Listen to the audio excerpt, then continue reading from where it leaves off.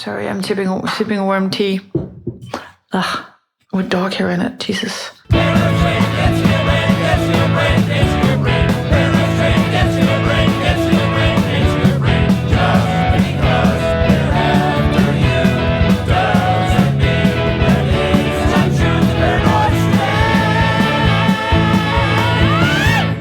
Today we're going to find out whether Paul McCartney, an obscure musician vaguely remembered for playing bass in a band named after some misspelled arthropods, died way back in the 1960s, and therefore that the apparently still healthy 81-year-old dude who walks among us is in fact an imposter who has been living a lie for over 5 decades.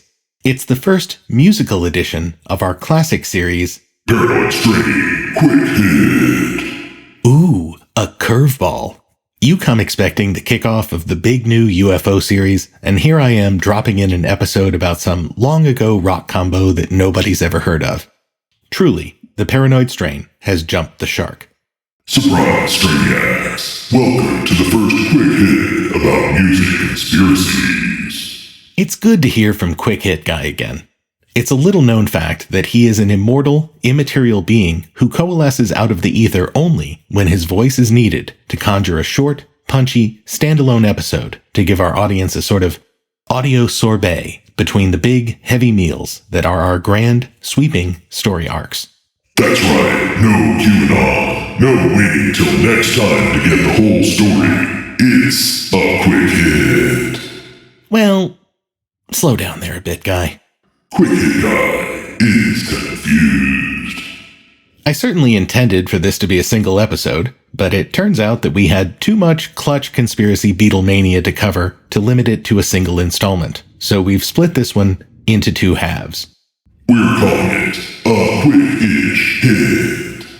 The second half will appear in your feed on the normal schedule, and we absolutely promise it will thereafter be followed by the kickoff of the long-promised big UFO series. Pinky swear. We hope you enjoy these little interlude episodes as much as we enjoy putting them together. We are joined, as always, by the lovely Dana Unicorn, Who's very happy not to have to report on satanic abuse or the downfall of democracy for a change. Yeah, 3 out of 3 Paranoid Strain voices agree. This is going to be a fun one. And assuming that y'all enjoy this topic, we have a number of other music-focused conspiracies, both Beatles and non-Beatles related, that we'd be happy to drop into the future schedule periodically, just to take a break from the more depressing stuff. And I'll take this opportunity to remind you that we would love to hear from you. Email us at theparanoidstrain@gmail.com, join us in the Paranoid Strain group on Facebook, and if you want to go a step further, sign up for our Patreon, send us $5 a month, and get a shout-out prior to one of our upcoming episodes. But this is a Quick Hit. So we're not going to go through our whole intro rigmarole. Don't worry. He'll do the overindulgent navel-gazing episode-length throat-clearing when he starts the UFO series. You know it. There's a big opening skit. I'm so excited. But for now, we're going to take you back to a much groovier time. Groovier, that is, unless you were black. Or a woman who wanted to open her own checking account. Or a Vietnamese peasant. Or an American man of draft age. Or gay. Or... A groovier time in popular music, Unicorn. In the sense that during the era we're discussing, you could use the word groovy in a popular song without sounding like some weird tie-dyed flashback. Look, here's proof. Looking for fun and feeling groovy. That's not even the Beatles. I know, Dana, it's just there was a lot of musical grooviness within the otherwise... You know what, never mind. The point is, the 1960s were a period of cultural ferment. I'm going to give a quick general warning to all the Strainiacs at this point. Fearful Jesuit has been stricken with what might be considered an unhealthy level of obsession with the Beatles. What medical professionals call a scorching case of Beatlemania. It is practically a disability. He'll tell you that he has this obsession completely under control because he can always point to Paranoid Strain Orchestra leader Daniel Arizona, who has it even worse. But to be clear, he will listen to, read, or watch pretty much anything related to the band. He's read the 900-plus page first volume of Mark Lewison's majestic, in-progress biographical trilogy twice. That's true. Tell them why you haven't read it 3 times. Because I'm waiting until I know the release date for Volume 2 so I can have perfect timing on that key third reread. I mean, I need to pace it out so the ending of the first one flows smoothly into my first read of Part 2, don't I? I'm not a fucking animal. Look, all of this is true. I am convinced, beyond anybody's ability to argue the point, that the Beatles are a once-in-a-century phenomenon where cultural zeitgeist meets overwhelming talent and luck and artistic synthesis to leave behind a body of work that stands with the greatest aesthetic achievements in human history. So yeah, there's gonna be some fanboying. I may even be more digressive than usual, but I still think this is a super fun conspiracy theory, and I'll try to keep myself under control. And, by the way, one other quick program note. In my ongoing quest to find new and interesting things to do with this show, I'm experimenting with AI-generated voices. I've used them in a number of places here, especially when I needed to quote Paul himself. I would love to hear what y'all think. Don't worry, Dana and I will still be recording all of our lines in person, not through virtual avatars. But my current thinking is that so long as I'm being clear about how and when I'm using them, these new AI compadres can add some fun to the flow of the show. And of course, because all of the folks who usually do voiceover are loaning us their talents for free, he's not cheating any hardworking voice professionals out of their well-earned checks. And with that, let's mach schau. That would be the first obscure Beatles reference. There will unfortunately be more. 28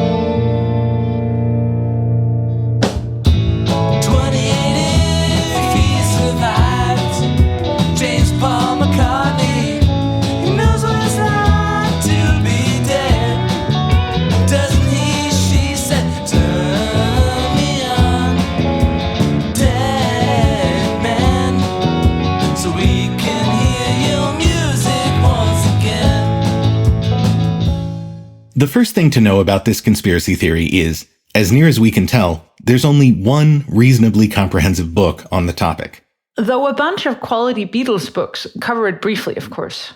But almost all the books that deal primarily with this particular conspiracy phenomenon are cheap, poorly researched wastes of time, or dedicated screeds scrawled by believers.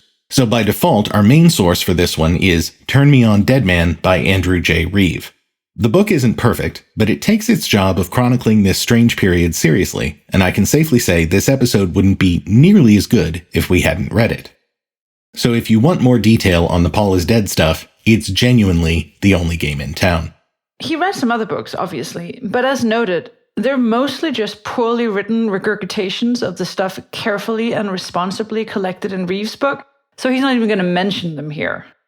By the time the book kicks off, we're in 1969, the final full year of the band's existence, and a period which finds them at their commercial and artistic height, having transformed over the preceding 7 years from the energetic mop-tops who drove the girls mad and formed the spear point of the so-called British invasion of the mid-60s, to undeniable musical tastemakers of the first caliber whose sonic, artistic, and even fashion choices impacted youth culture around the world.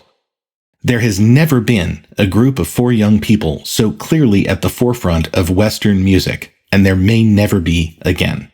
The strains of being in a band, even one as successful and revered as the Beatles, had been showing for years by the time the Paul is Dead conspiracy came around.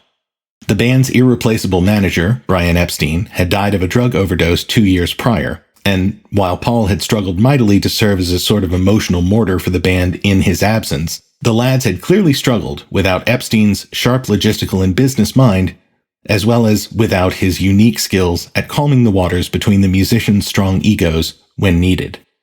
The writing for the Beatles' eventual breakup was clearly on the wall, but as yet most of the listening public was unaware of it.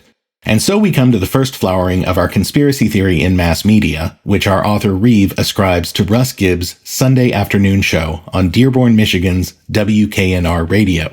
Weirdly, I can't find a specific date for this broadcast in the book, but based on context clues and looking at a calendar, I think it must have been October 12th, 1969. That day, a kid identifying himself as Tom called in as Gibb was spinning tunes from the then brand spanking new Beatles album. And Fearful Jesuit's favorite, incidentally. Wait, why did you make me interject that? Never question the muse, Unicorn.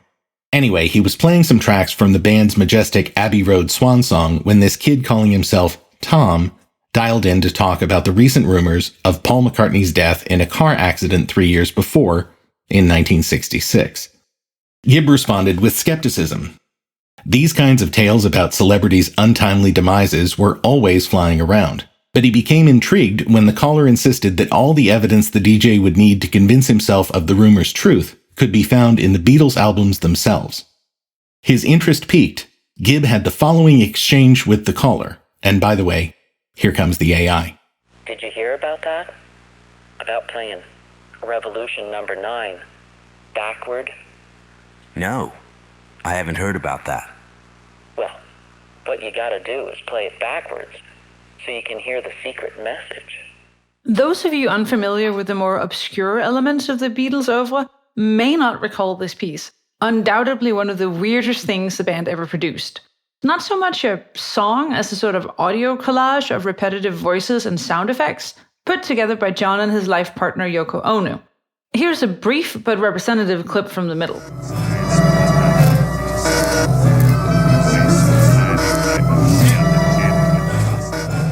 Even for me, that's a very skippable track. But that's not the part that Tom wanted the DJ to spin backward. Now, what part am I supposed to play? Right at the beginning, play the part where the voice keeps saying, number 9, number 9, number 9. And Gibb did as requested, playing the relevant section. Number 9, number 9, number 9, number 9, number 9, number. But he played it in reverse, so it sounded like this.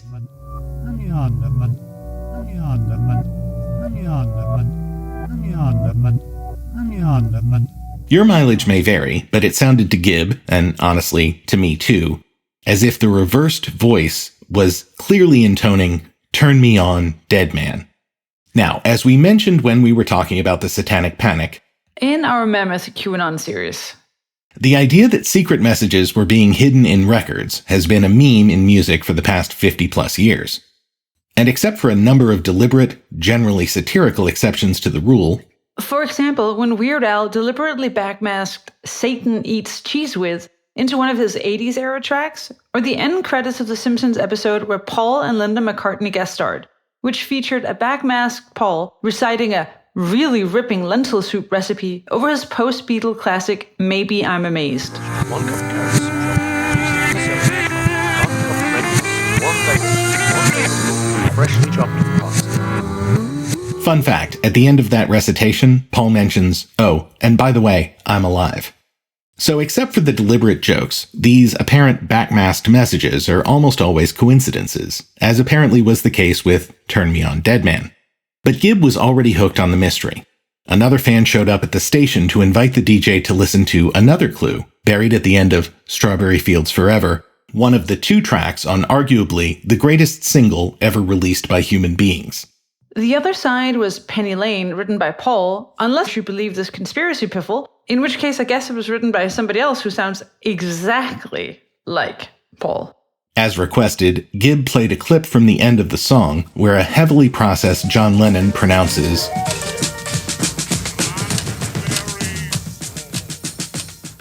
in case you missed it, he's saying, "I buried Paul." And there's no mistaking this one. Lennon is saying it clearly, no reversing trickery required.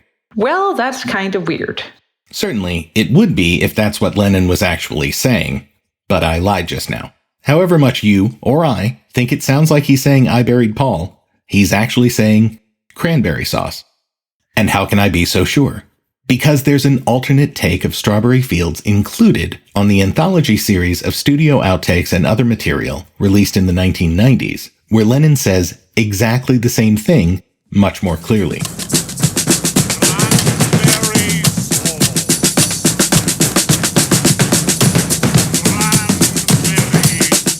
But that proof was decades away from reaching potential conspiracy believers' ears as Gibb finished the first, But far from the last. of the radio shows he would devote to this topic. And one creative undergrad who was listening to the radio show would generate the next major leap forward in the growth of this conspiracy theory. That listener being University of Michigan student music critic Fred Labor.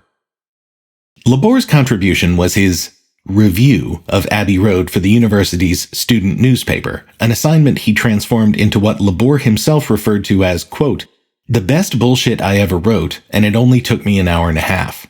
His editor finding the gag as hilarious as the writer did, the story was printed as if it was the God's honest truth in the Michigan Daily under the headline, McCartney Dead, New Evidence Brought to Light. Subtle. And this acknowledged bullshit story, reprinted in full in the book, is the source of many of the supposed facts that the rest of the conspiracy would rely on. For example, it was the first to clarify that the reason no one had noticed Paul's sad demise is that the band had quickly replaced him with a nearly identical young Scotsman named William Campbell, who received some plastic surgery to perfect the resemblance. It also claimed that voice print analysis proved that the two McCartneys, pre and post 66, simply could not be the same man. While this bit, as is the case with the entire article, was made out of whole cloth, journalists pursuing the conspiracy would eventually find the supposed expert who would, in fact, verify that the pre- and post-67 Paul voices could not come from the same vocalist, only to have an actual expert later decry these conclusions as nonsense. But what about all of the songs that Paul wrote? Yeah, the later Beatles catalog contains some of Macca's... Whose? Oh, Macca is what McCartney fans call him. Everybody knows that. No, they don't, you loon. Point is, the songs that were written and sung by McCartney from 67 to the band's breakup in 70 are among his personal best and certainly some of the Beatles' finest work, including the aforementioned Penny Lane, as well as bangers like Hey Jude, Let It Be, Blackbird, and dozens more. Labor's satire suggests that the group's brilliant producer, George Martin, stepped into Paul's songwriting duties, which, while silly, is at least more plausible than almost any of the article's other details, including his suggestion that George Harrison was called on to bury Paul. Yeah, what the fuck is that about? In retrospect, that was one of Labor's biggest contributions to the historical conspiracy. His analysis of the famous cover of the Abbey Road album, which depicts the Beatles walking in a line through the crosswalk of the street in front of the studio the album is named after. Each man sports a distinct look, Ringo in a very posh-looking business suit, John head-to-toe dressed in white, George in all corduroy, and Paul striding barefoot, with a ciggy in his hand. Yes, I can picture it. What about it? I'll let AI Fred Labor explain. On the cover is John Lennon, dressed in white and resembling utterly an anthropomorphic god. This would be altered by later conspiracists to suggest Lennon is instead supposed to be a priest, but back to the bullshit. Followed by Ringo the Undertaker, followed by Paul the Resurrected, barefoot with a cigarette in his right hand. The original was left-handed. Followed by George the Gravedigger, and if you look closely, they have just walked out of the cemetery on the left side of the street. Thus, Paul was resurrected, given a cigarette, and led out of the tomb, thereby conquering death with a little help from his friends. The real Paul is still dead, of course, but his symbolic resurrection works fine without him. The piece concludes with an analysis of the songs on the album, explaining how each provides a clue to the new religion the band is creating based on the resurrected McCartney. It's hard reading this thing to get yourself into a mindset where you could possibly take any of it seriously. I mean, Labor writes straight-facedly that the song I Am the Walrus is a big giveaway because John sings I'm crying at one point, and of course, because the Greek word for corpse is walrus. It's not, is it? Nope. But Reeves' book makes it clear that at least some of the article's readers took all of this horse feathers as gospel, and the story spread quickly. Soon, there were classified ads in underground newspapers around the region requesting information exchange with other clue hunters.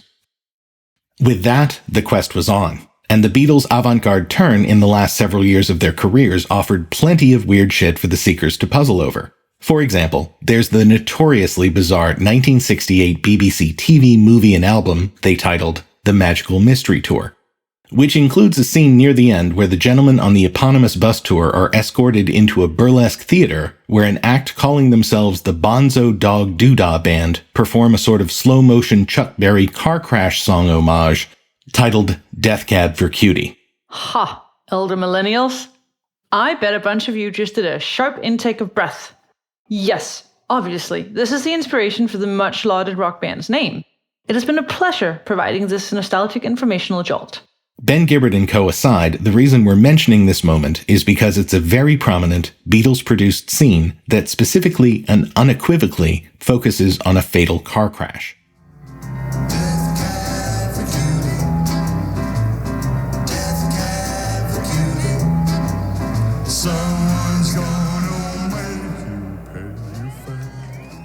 In the minds of pattern-seeking, conspiracy-minded fans, this clue was easily stitched into a broader theory with other weird magical mystery tour scenarios, like the scene where Ringo, John, and George, but not Paul, pile into a tent that inexplicably houses a film screening room where the George penned, and Jesuit insists I mention, underrated song Blue Jay Way plays over a very trippy film, featuring George playing a patch of ground painted to look like a piano, while, among many other images, a male torso with the words Magical Mystical Boy appears on a screen.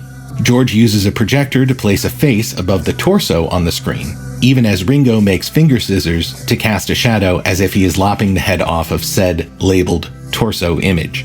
And so, it's easy to see where interested conspiracist fans, looking backward to this 1968 release from the Paul is Dead mania of the fall of '69, would start poring over this footage as yet more proof positive that the band has been leaving clues for years as to Paul's death and replacement.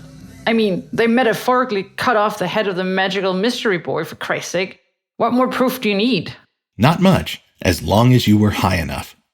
But even as this story was simmering in the Midwest, the conspiracy was about to get a huge boost thanks to one short-timer DJ on one very powerful New York City radio station. You're all probably familiar with the idea of memes, first proposed by biologist Richard Dawkins back in 1976.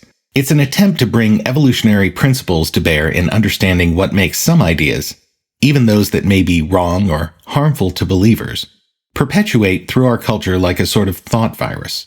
Dawkins proposed that, in much the same way traits like peacock feathers survive in spite of imposing a huge energy and survivability cost on those birds who grow them, ideas that survive and propagate must have either a sort of evolutionary survivability advantage, or must inadvertently hijack some of our existing biological circuitry to spread themselves in the absence of obvious benefit to the individuals who believe them. The Paul is Dead meme, then, had a number of things going for it.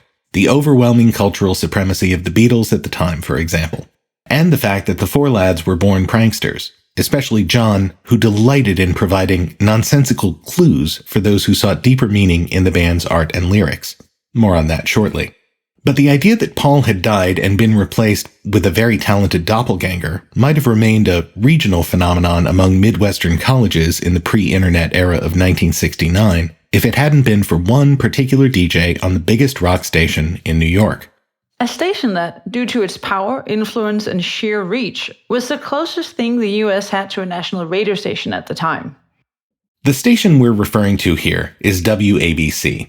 By the time of the incident we're interested in, station manager Rick Sklar had heard of the Paul is Dead rumor and explicitly banned discussion of it from his station's airwaves.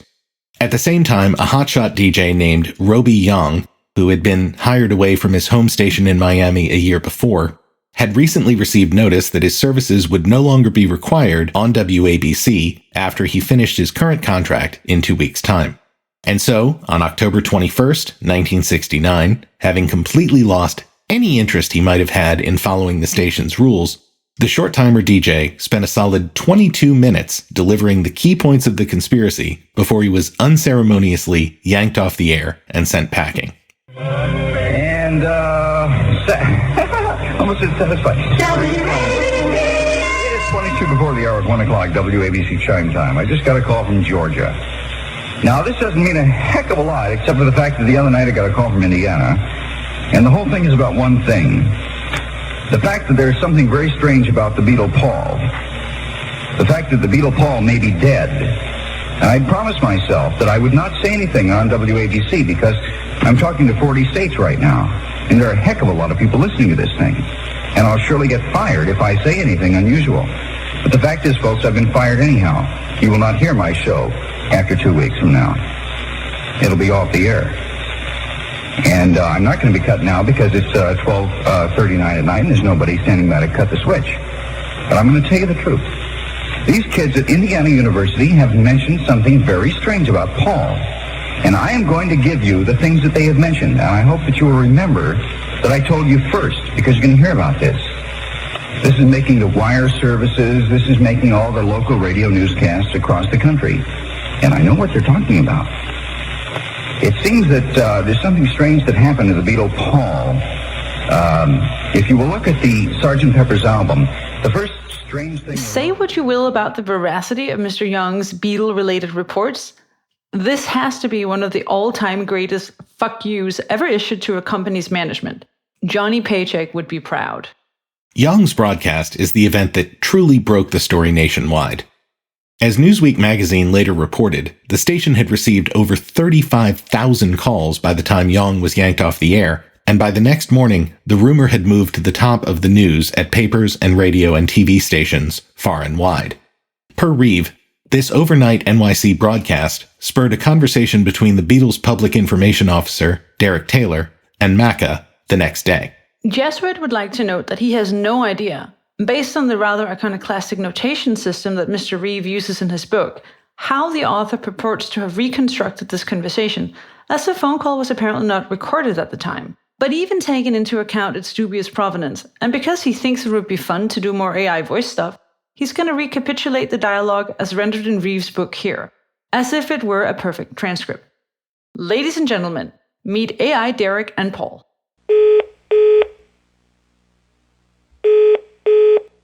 Paul. What's up, Derek? Listen, Paul. There's this rumor about you going on in the States. Some DJ is saying that you're dead. Well, I'm not, Nate. I don't even feel under the weather. Paul, they're saying that you've been dead for 3 years, and that a double is standing in for you. Splendid. Then he can deal with John.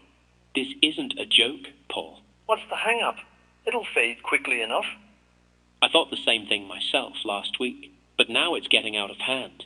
The Apple offices have been deluged with inquiries about your whereabouts.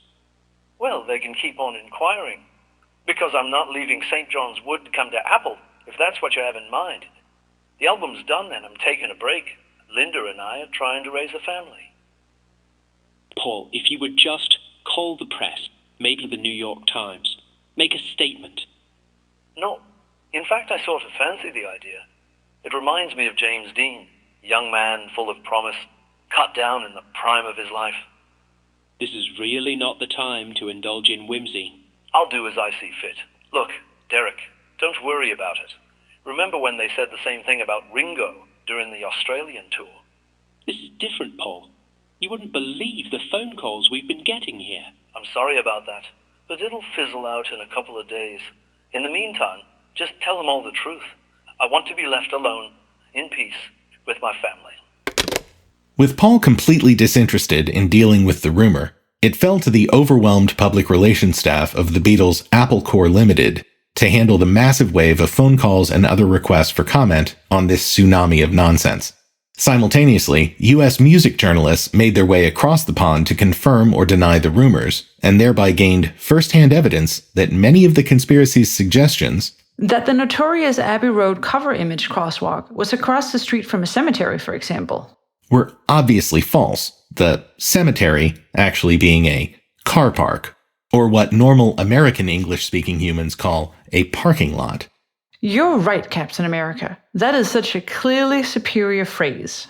But even after several days had passed, John Chancellor could only declare on the October 23rd NBC News that all we can report with certainty is that Paul McCartney is either dead or alive. Excellent shoe leather reporting, major TV network. So eventually it became incumbent on Paul and his wife Linda to give some sort of statement to the press before the whole thing snowballed even further.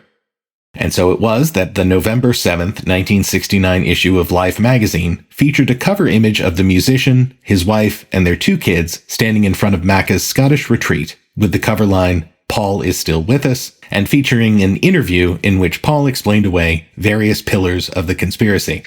For example, the OPD badge he's wearing in the Sgt. Pepper's cover art, conspiracists insist it stood for officially pronounced dead, while Paul maintained he picked it up in Canada from the Ottawa Police Department. In the interview, Paul acknowledges he's been out of the spotlight for a little while, but notes that he's been under constant public scrutiny for over a decade and was deliberately choosing instead to step back and raise a family for the moment. The Life interview was the first of many Paul and Linda sat for over the ensuing days, trying to keep the rumor from burning out of control. Not that it helped in terms of the most bought-in conspiracists.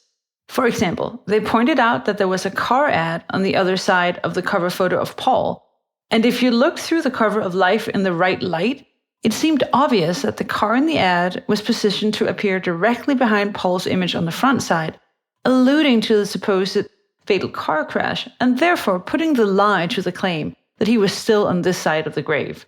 Conspiracists got to conspiracy, Unicorn.